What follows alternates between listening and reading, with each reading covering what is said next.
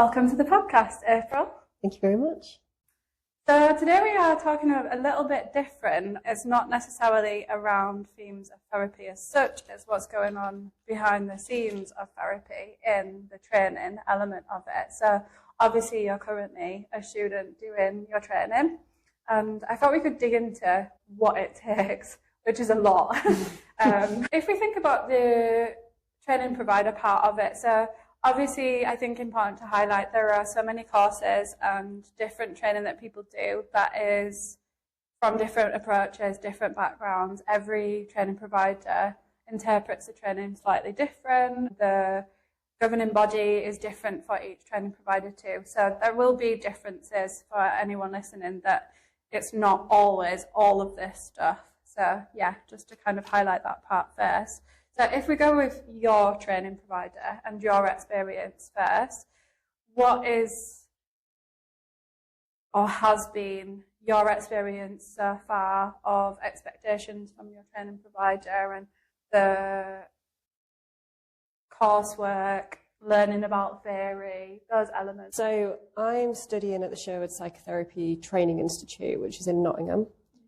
And I actually went in with no expectations. I think a part of me, this is going to sound ridiculous, so I sort of just went in thinking, yeah, I'm going to learn theory and I'm going to learn approaches, and that was my expectation of I'm going to be taught stuff. Little did I realise how much my personal process would be challenged in it. So that was something that was completely unexpected, but I totally get it now, because that is such a profound part of being a therapist, is bringing yourself to the therapeutic relationship as well. But in terms of, I guess, assignments, teaching and whatnot, I guess I expected there to be a very supportive environment, which there absolutely is, from lots of different areas. It's not just from the course tutor, it's from all of our peers as well. Everyone is so supportive of each other. It's from my personal therapist, which is an obligation to the course. You have to have personal therapy. And then as I go into year 2, because I've just completed year 1, there will obviously be supervision, which I'll be able to lean into as well. So yeah, I think from going in with no expectations, I've also gone through the year and come out of the side thinking, oh my goodness, what just happened? But there was lots of, I don't want to sort of put people off. It challenges you, but there's also a lot of highs in it as well. You learn a lot about yourself because you have to. So it kind of challenges you in the right ways, I guess. Yeah. What do you think is important in this part of your training to prepare you for it if it's something you're considering, and to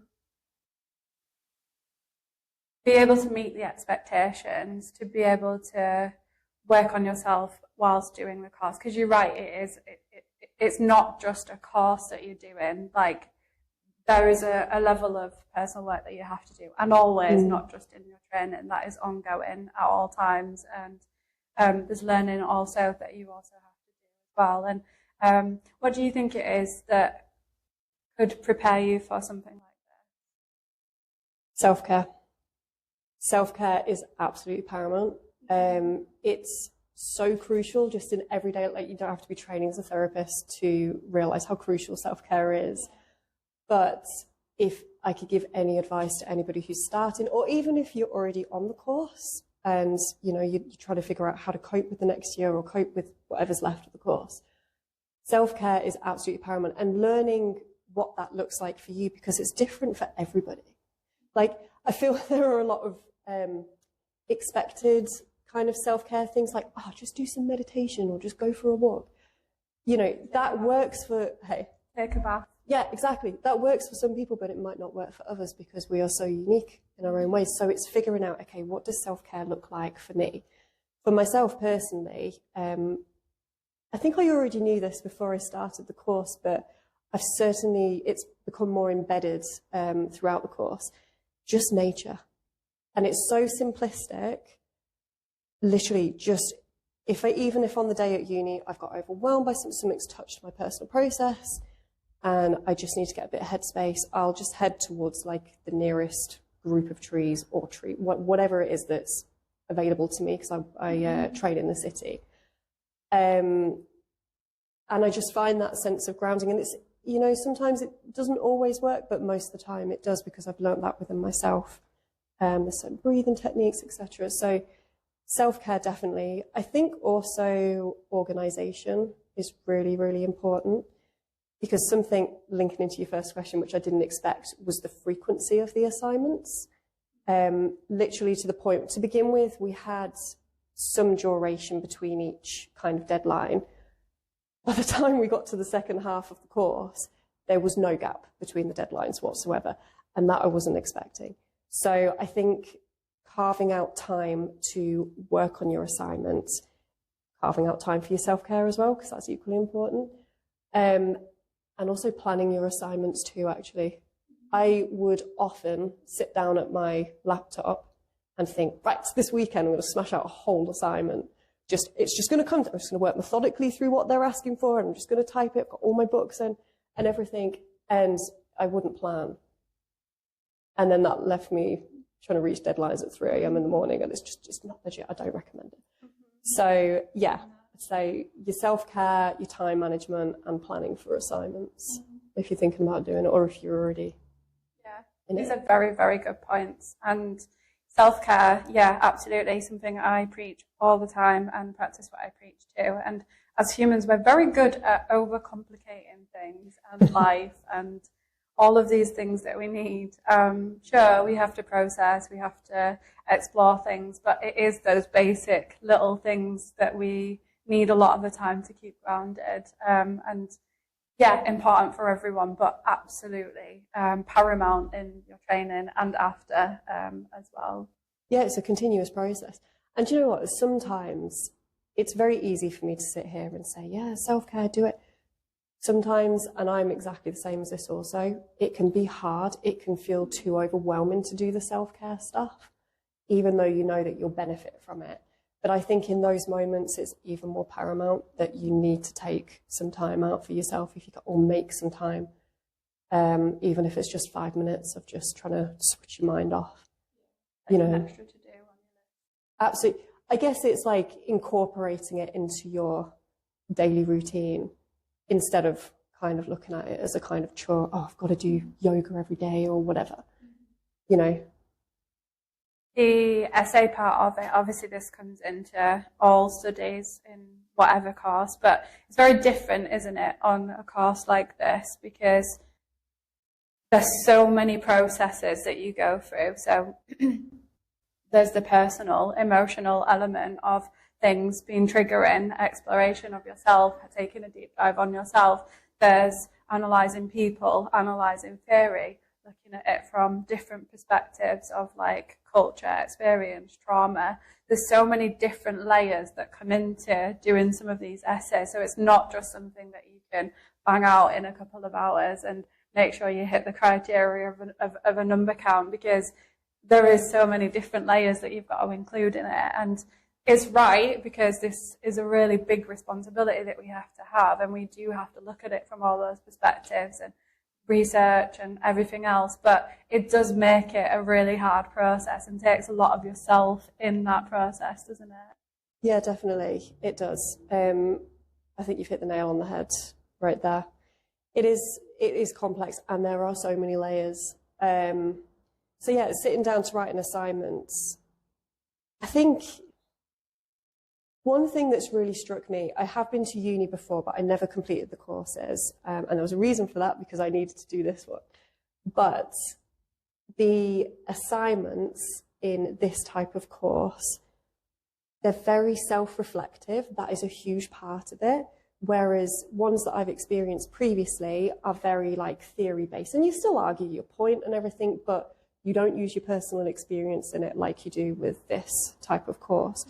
Because obviously it's got to be self-reflective. They want to see you in your assignment, and they want to see that you're kind of doing like the dot to dots and matching things up with theory and everything.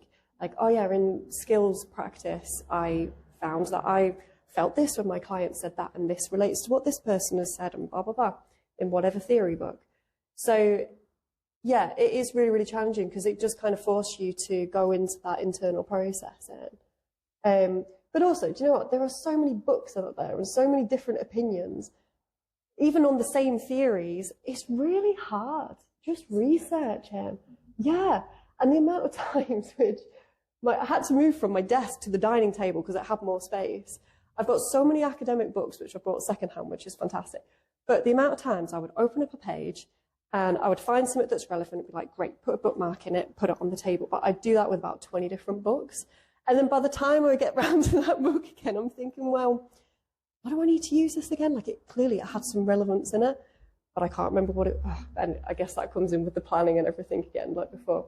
But it can feel very, very overwhelming with the assignments. And yeah, like I said, with your own processes and everything, I think that's what makes it stand out from every other course, is that it just takes such a deep dive into your own psychological processes, and you can't avoid it. Yeah. Yeah. Without rescuing you, there is a few techniques you can use with the books thing. Every bit of information that I come across, workshop, podcast, things that I want to learn, I have lists on like a note system that I have on my phone, and yeah, like things I need to do. I use it for business a lot too, so like content I want to write about or things I want to read up on if something comes in session. So there's like different sections. So it's like bullet points rather than it being an actual physical space of all of this stuff. You can put it in sections on like your notes on your phone, so you've always got it, it's always accessible, and you've got like the bullet points of, the key is just to remember what the original bullet point is about, but that's it's half easier the battle. than having dinner on a pile of books. No, I just took over the whole of the dining table at that point, didn't move. But no, that does sound really, really useful. And this is something else, you know, talking to other people who have done it, because you've done assignments before, especially in this sort of realm. So you know what it's like. So it's nice to be able to draw on other people's experience with it and see if it matches your own, and to, ask for help, I guess. Why is the deep dive on yourself important in your training and in the essays? And as a therapist later, it is also very crucial. But for you, what have you learned so far? Why is it important? Because self-awareness is important. I think self-awareness, something that I've learnt from year one, self-awareness is absolutely paramount for a therapist. You've got to be aware of your own processes. The worst thing, I guess I can imagine, is sitting with a client and whatever they've brought to you or whatever they've brought into the room, you get triggered by it and you don't know how to process or handle that in the situation. There's obviously in that scenario, there's a phrase called bracketing, which I've learnt, where you push it back, your own stuff, because you don't want to bring your own stuff into the therapy room. But then you have your support outlets, don't you? So you've got your personal therapy, you've got your supervisor, etc. But self-awareness is so important. So you have more of an understanding of yourself, and you get that all the way through the learning. Theories will come up. It'll bring up certain experiences for you, and you'll be like, oh, okay, yeah, actually, I can personally relate to that. Which then you can further explore in personal therapy. But also with the type of therapy that I'm training in, which is humanistic and integrative, in year one, we've covered like person-centered and Gestalt. And with person-centered, one of the core conditions is congruence. So you have to be your authentic self. So having that self-awareness is really, really paramount for that. Obviously, you want to be authentic, but then there's healthy boundaries which you have to hold as a therapist too. So it's incredibly important. Taking a human into the room, but being boundaries. Absolutely, yeah. Because they'll pick up on it too if you're not being genuine. I guess as a client, kind of in those skills sessions, you can pick up from the other person if they're nervous or whatever. And I guess even if that is the case, if there's something a bit off, it's addressing, as a therapist, is addressing that elephant in the room too, because then that again speaks volumes about the authenticity. It's like, hey, I'm aware I'm acting in this way. Let's talk about it. How's that making you feel? You know? And this also builds the relationship too, even in the moments where something doesn't land or is misinterpreted. When a therapist learns how to do this, what happens is when it is brought into the room, it builds trust, it's transparency, it builds respect, it makes a relationship stronger, because again, being human is not about getting it perfect. It's about having the awareness and bringing that in and realigning when needed, but owning it so it doesn't then dilute the session for the client as well. Yeah, absolutely. And what's a perfect human? Yes, perfect. So if therapy is about client work and all these therapists, all this marketing that we see online, every bit of service stuff that we see, if it's about clients and most therapists want to help clients, why is it about yourself? Why do we have to do this? I think for all the reasons that I've just said, obviously that's self-awareness. I think you hit the nail on the head again with the whole therapeutic relationship as well. That is incredibly important. Certainly with what I'm learning, they're all relationally based approaches and theories. Yeah, I think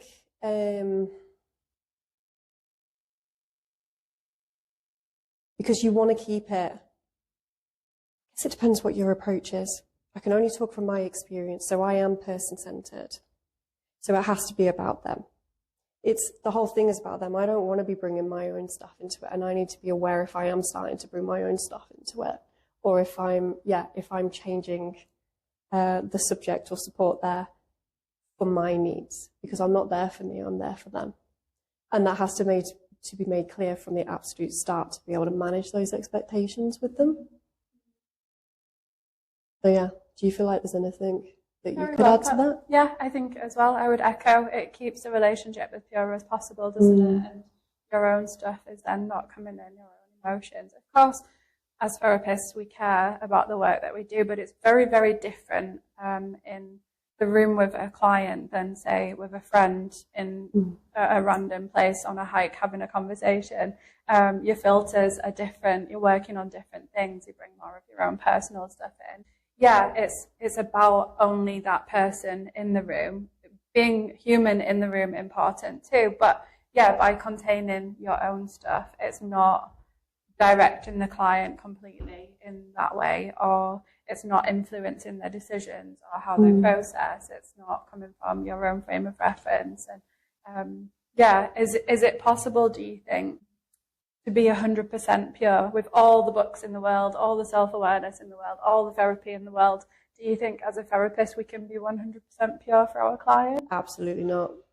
You're human at the end of the day. The therapeutic relationship is such a unique one. It is so, like you said earlier, it's so different to just having a chat with your friend. Obviously there's different boundaries and whatnot, but you go at a much deeper depth with conversations and psychological processes for a reason. Obviously you want to be able to help them explore building on that, because relationships they shape your sense of self, whatever relationships you've grown up with or the relationships that you have wherever in your life. It can really affect your way of being in good ways or in not so good ways. So to be able to have a solid therapeutic relationship where there is trust, that is monumental in a therapeutic relationship. You want your client to be able to trust you. So they can feel that they can go to those deeper places of exploration. That secure base that a lot of people don't always necessarily have in their personal lives when you build that in the therapy room with another human. And you're right, I see a lot of people jump into theory in the room with the client. It breaks that therapeutic relationship more. And it comes up sometimes. Some people are curious. Some people are already reading a lot of this stuff. There's a lot of content online. But we do the training at a real deep level. So if you bring in that level of theory into the session, it becomes robotic and it becomes almost dehumanizing and not necessarily being with the person so much. And it really does affect the process that they have, but it also does affect your practice and your overall kind of career and how you approach it. In a way, I guess just bringing theory and approaches into it and not taking that time to pace yourself and develop that therapeutic relationship, in my mind, it kind of strikes up a bit of a power imbalance as well. Because then you, as the therapist, are suddenly the expert. And in my training that I'm doing, it's equal ground. Okay, there is always going to be some element of a power imbalance because you are the therapist, you're being paid by your client, right? But it needs to be the level kind of playing ground. You know, you're both equals in this relationship. You're both respected and valued as much as each other in this relationship. Yeah.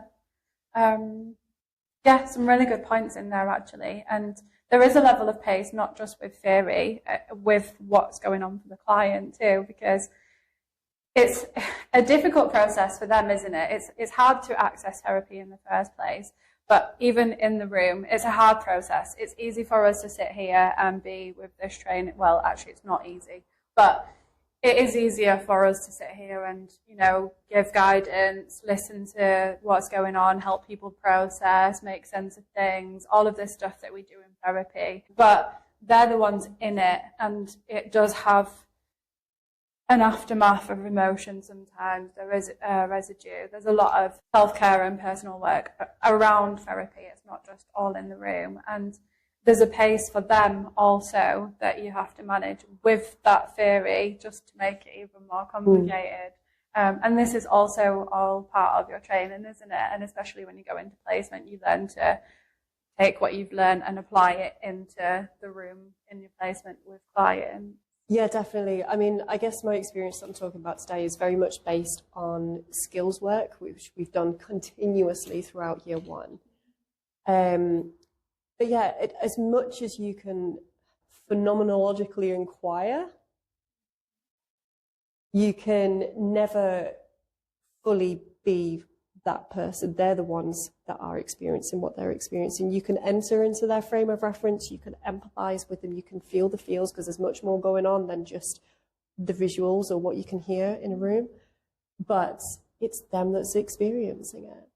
And then, yeah, I guess it is within your ability to be able to recognize if there's any, is it disinhibition, where there's kind of like oversharing or whatnot, or a very fast kind of sharing of experience that maybe they don't realize it's all coming out very, very fast, and then it's your job then to be like, okay, let's pace it, like you said. But actually, the training part of it is very in-depth and very intense. It's not just a career that you learn to go in and listen to clients. There's a lot of belief in a lot of places that it's a listening role, and that's kind of all what you do. There's a lot more to it. There is definitely a lot more to it than listening. Listening is a big part of it, obviously, but there's so much more than that. I think training to be a therapist, it becomes a way of being. It's not just, oh, I'm just going to learn how to listen really, really intently to somebody and, you know, just paraphrase what they've said back to me or just give validations here and there. It is so much deeper than that. You know, you have to leave your stuff really at the door that has to stay out of the room. That's really, really difficult. You know, especially if a client, I imagine, going into placement starts bringing up stuff that's very reminiscent of my personal past experiencing. Naturally, that will come up in my head, but then it's, okay, well, how do I handle that? And you can't learn stuff like that from theory books. In fact, one of my tutors said to me, you know, anybody can pick up theory books and read all about theory and read about approaches, that's absolutely fine. But to actually sit and be a therapist, that is a totally different story. It's not just about applying the theory and spouting it all off. There's more to it. Yeah. It's very, very different than reading a book to actually being in the role and having that responsibility, holding that security and space for someone and going to someone's world whilst looking after yourself.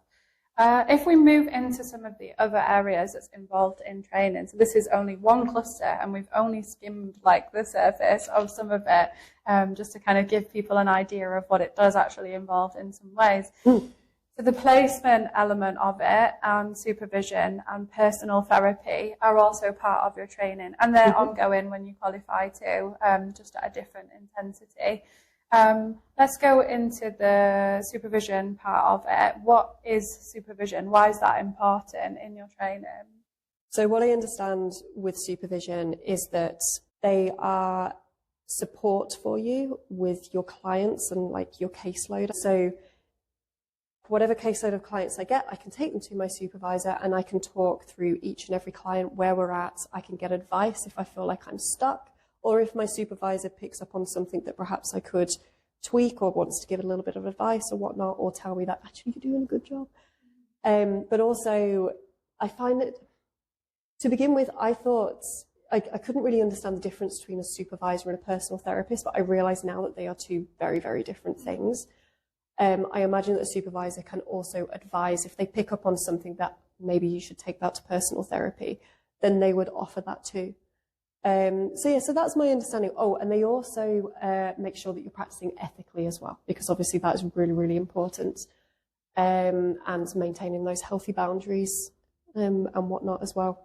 So I don't know if I mentioned this previously, but my course is BACP accredited. So obviously the BACP have loads and loads of forms and policies anyway that we have to adhere by anyway. So I would imagine that my supervisor would be able to, if I've missed something, ensure that I'm keeping in line with that. So you mentioned exploring client work in your supervision, making sure it's ethical, responsible, all of this stuff, which is obviously very, very good. I also have supervision, so qualified.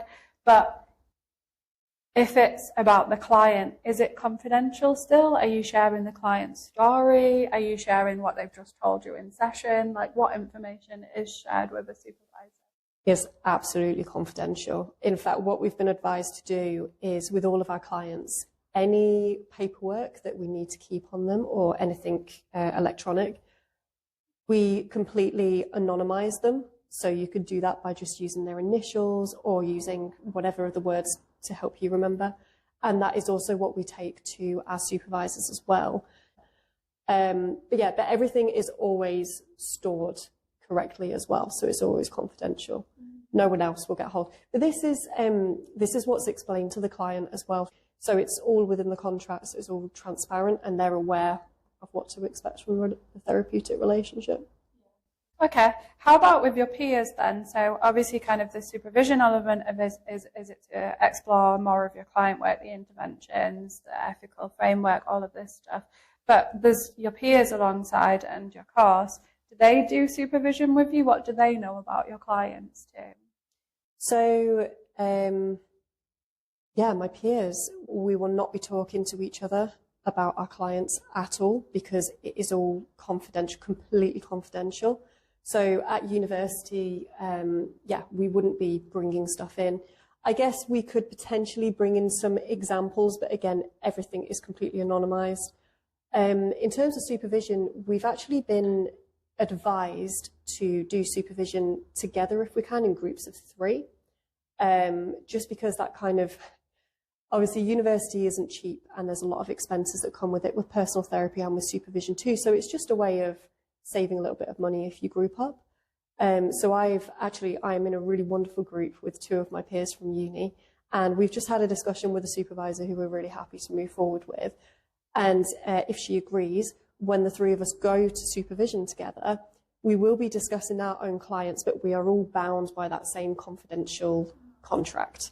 Just massive emphasis on confidentiality here. If you think about then things that are for supervision and the kind of support, obviously it's early days in this for you, but the kind of support that people can expect and what they can explore, what's going to help in your training, how can you get the most from your supervision? I think being your authentic self. I say this now, I've not started supervision yet. Obviously there will be a relationship with the supervisor as well to be built as you kind of get to know each other. And even as a student, as you're getting to know yourself in the therapy room even more too, it's one thing me practicing in skills practice with people that I know, which brings its own challenges with relationships and whatnot. It's going to be a totally different thing for me to be going into placements and developing that relationship by myself with a client, not having people observing me. Which is what I'm used to at the moment. And to be honest as well, be transparent with your supervisor. If there is something that's not quite sitting right with you, and you'd expect the same back from them as well. You want them to be totally authentic and honest with you too. Yeah, two-way stream. So are they your boss, the supervisor? No, because again, that strikes power imbalance. I guess I see them as like another peer, but in that professional working capacity. Like we're on the same level, but I'm there because I want their advice. I want to learn from them. I want to grow. And they equally want that for me too. And they have the skills and the knowledge to be able to provide that to me. So yeah, there is kind of equal kind of ground here, but I guess they're specifically trained in, you know, being a supervisor. I guess for reference, for anyone listening, supervision is part of the training, a bit more intense at that time. It's often weekly, fortnightly, and after a certain amount of client sessions too. So there's different criteria for different courses. When you qualify, it's a lot less. You can do monthly. Depends on your caseload too. You can also have emergency sessions if something comes up or there's a risk.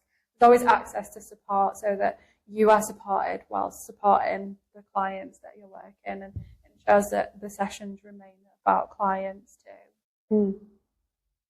Okay, so the placement element of it, again, kind of early days for you, but what can people expect in, what does placement look like? Placement looks overwhelming. If I'm being totally transparent and honest here, finding a placement can seem really, really overwhelming, particularly because you're still early on in your training. I'm excited for placement. I've got some applications on the go. But at the same time, whilst I'm feeling very kind of calm and present right now, I know that the second that I get a placement and when I'm sat with my first client, it's, you know, some nerves might kick in. My advice would be to look early. The second that they tell you to start looking for placements, start looking for them. I was very fortunate actually with Sherwood Psychotherapy in that they had a placement provider day as well. So we had a multitude of different people from all over the East Midlands. Sometimes they were offered the CPD, so your continual professional development training stuff. Sometimes they will ask for you to pay a monthly fee in order to access their services and be a placement there. Yeah, it's also a really crucial decision because it molds how you practice in those early days a lot of the time, and the level of support that you get, the setup, is it a good fit for you? What is the criteria of placement? What does placement entail? What do you have to do there? With my specific course, we have to have at least 3 to 4 clients a week because there's a certain amount of hours that we have to hit throughout the academic year. I guess with placements, you've got to be really sound on your ethical policies, what to do with a client if they present a risk in any way, their specific policies. You need to make sure that you've got your own personal therapy in place, that you've got your supervisor in place. In fact, we've been advised that we need to meet up with our supervisor before we even begin to start any placement whatsoever. Yeah, is there anything else you think you can add? Yeah, I mean, it does depend on some of the criteria too. They slightly shift. I have several different training providers. They're all slightly different. They all have different paperwork, different assessments, that kind of stuff. But overall, for the trainees, it's around, like what you said earlier, planning a lot of the time. So the 3 to 4 hours is generally generic, and knowing that it's a commitment and not flexible, you do have to run it alongside your course. Yeah, knowing that there are certain things you have to do as part of the policies, and there are things, it's essentially a job role, but it's part of the training, and it's not an experience thing that you go for a day and shadow. Like, you're really in it. It's a real working experience, and you really have to give a lot of yourself to, and it's important to find a placement manager that you click with as well, and aligns with what you want to learn, where you want to go, and the practice itself. Like, there's so much more involved than finding a place to get experience, for example.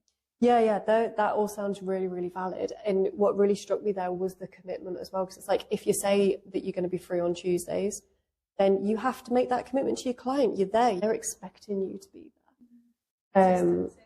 Absolutely, yeah, absolutely. So it's making that dedication to yourself and making that dedication to the placement provider too. And again, like you said, I totally agree with you, where, you know, you need to make sure it's a placement that fits you as well, because it is like a job. It is a job application. My goodness, some of these applications which I've had to fill out, there are so many questions about yourself. Others are very broad in that, oh yeah, just tell us about yourself and your approaches, and then there's like a humongous white box which you've got to try and fill with words. Others are a bit more specific with what they're after. And it can feel really, really daunting. But I think something that's really important is, okay, yes, we all know theory, we all know approaches. It's trying to get yourself through that application too. That I want them to hear me, not just, yes, I know person-centered, yes, I know this. It's like, this is who I am. Because I need to see if it's the right fit for them too. Yeah, this is very important, because not minimising the qualification or theory, but we can all write out an essay based on some of those things. It's about bringing, again, that human and relational elements to placement, to the people you're working with, peers, all rounded, not just in clients in the room. And yeah, it's a really unique experience as well, just like doing the course and the training. It's not just a job you can go to and not think or do it on autopilot. It does take a lot of yourself, and placement is kind of the start of that too. Yeah, absolutely. Which is where self-care comes in as well. Yeah, all ties together. Yeah, again, kind of the placement element of it. Obviously, for me, this is a key area that I have placements and trainees and all of this stuff kind of going on. And just referring to what you said also about making sure of the match and the criteria and stuff. This is really important because we all have different styles. So for me personally, with the practice, it's quite a unique service, and my criteria is quite high on standards, because there is more complexities in the service that I offer. There's different things to take into account. There's a lot of trauma work in the practice. So it's really important that you're honest in that application and the interview process, and really try and establish early on if it is a good match, and if you can bring to the placement. Of course, there is an element of learning, not just with my practice now. There are so many services that offer trainees, but yeah, looking at the practice itself and if that really does kind of align with. I mean, for me, actually, I look for values a lot of the time. It is based on obviously their training and their experience to ensure that they're competent in being able to manage caseloads in my practice. But yeah, it is about who they are as a person, what experiences they've got that they can bring depth to the sessions and the placement. But that's my criteria. So it's important to see what's right for you, but then also it flips just to make it more complicated. Your supervisor also comes into that, because although we do have all separate roles, there is little bits of elements that kind of merge across. And as a placement, I'm not a supervisor, but I do sometimes kind of work with some of the things that come up, or help if there's risk. Obviously, I manage risk for the whole practice, but there is kind of that merge, and the supervisor's experience, your approach, your theory approach, your placement, it all has to kind of click together and work in harmony, ideally, and it's important to kind of match up as much as possible. But then you're not going to know that unless you take a dive into it. I have a question for you, if it's all right to switch for a second. What was your first placement like? Do you remember sort of applying? Do you remember the process? My experience was actually really difficult, because we literally went into COVID as I was about to start placement. So were really tricky, and I did end up doing my placement, the majority of it face-to-face, luckily, even though we were in lockdown, but it was a role that was allowed to. Yeah, there was a lot more complexities. We also had like legislation and stuff of like all the lockdown stuff going on. The training provider went online, so it made everything way harder. That part of it kind of aside, the application process itself, I got lucky really, in honesty, because I've worked in mental health services a long time previous.